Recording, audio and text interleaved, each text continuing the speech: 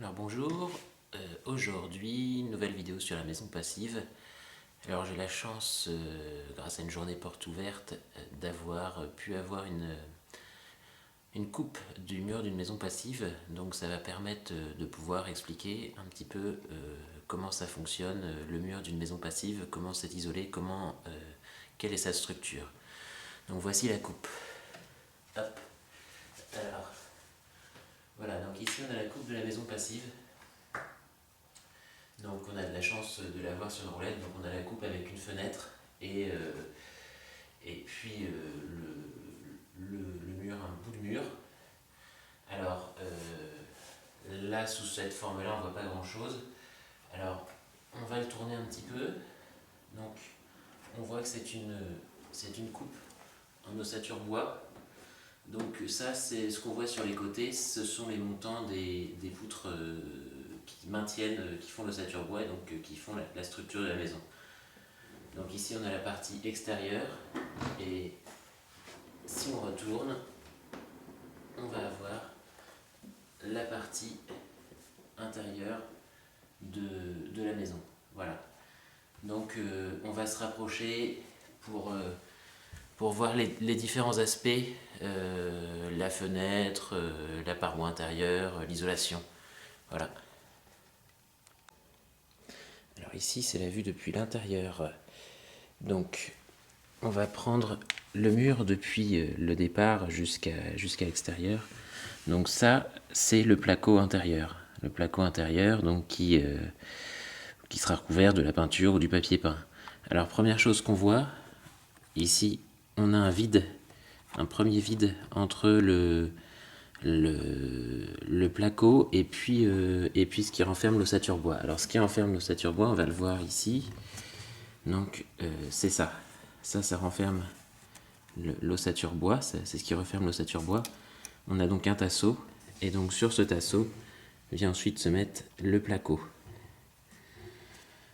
Alors, au niveau de la fenêtre, donc là on voit pas grand chose côté intérieur, si ce n'est que toutes les jonctions sont toutes refermées par des scotch. En fait, c'est des scotch qui sont prévus pour assurer l'étanchéité à l'air pour une durée minimum de 20 ans. Comme ça, toutes les jonctions entre les différentes zones sont systématiquement bouchées. Alors les fenêtres, donc c'est fenêtres en oscillobattant, hein, donc ça là-dessus relativement classique. Par contre, si on ouvre, on voit l'épaisseur. En fait, c'est un triple vitrage avec une double jointure, donc une jointure sur le bâti, et puis il y a une jointure aussi sur l'ouvrant. Voilà pour le côté intérieur.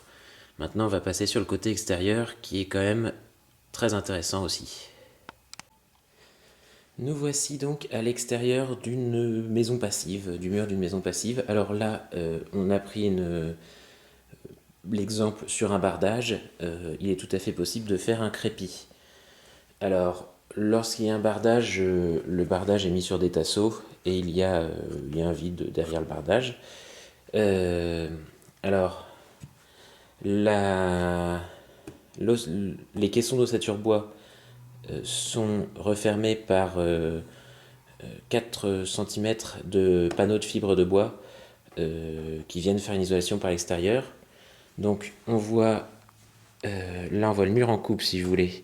Donc on a l'intérieur ici, on a l'extérieur là.